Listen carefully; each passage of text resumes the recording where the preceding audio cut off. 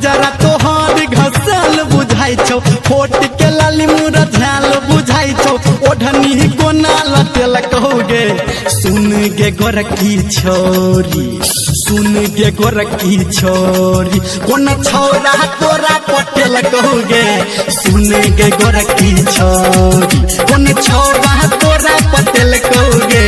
सुन गे गोरकी छोरी काजरा तोहर घस्याल बुझाई छौ फोट के लाली मुर झाल बुझाई छौ काजरा तोहर घस्याल बुझाई छौ फोट के लाली मुर झाल बुझाई छौ ओढ़नी कोना लटेल कहोगे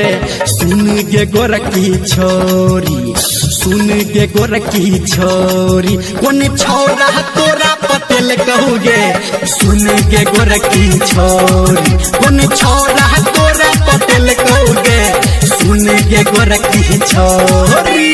DJ Sumit Satish, DJ Sumit Satish Rema, Sumit Satish Rema.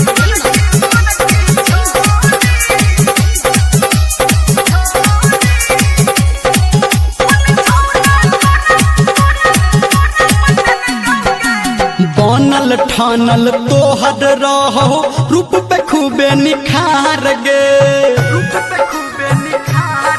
हाँ जादू टोना कोना भेलो केकरा संग भेलो प्यार गे बनल ठानल तोहर रहो रूप पे खूबे निखार गे जादू टोना कोना भेलो केकरा तो भेलो प्यार गे आँख तोहर घसाल बुझाई छौ ऊपर झापर देखाल बुझाई छौ होठ में होठ सटेल कहोगे सुन गे गोरकी छोरी सुन गे गोरकी छोरी कोन छौरा तोरा पटेल कहोगे सुन गे गोरकी छोरी कोन छौरा तोरा पटेल कहोगे सुन गे गोरकी छोरी DJ Sumit Satish, DJ Sumit Satish Rema, Sumit Satish Rema.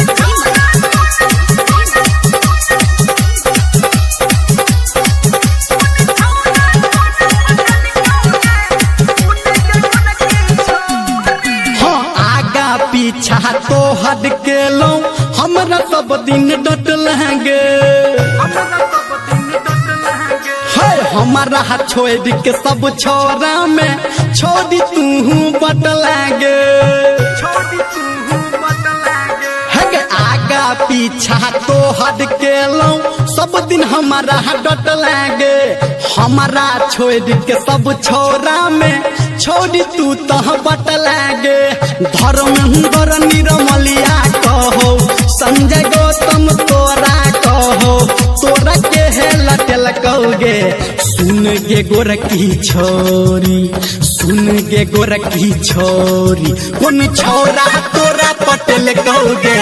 सुन गे गोरकी छोरी कोन छौरा तोरा पटेल कहोगे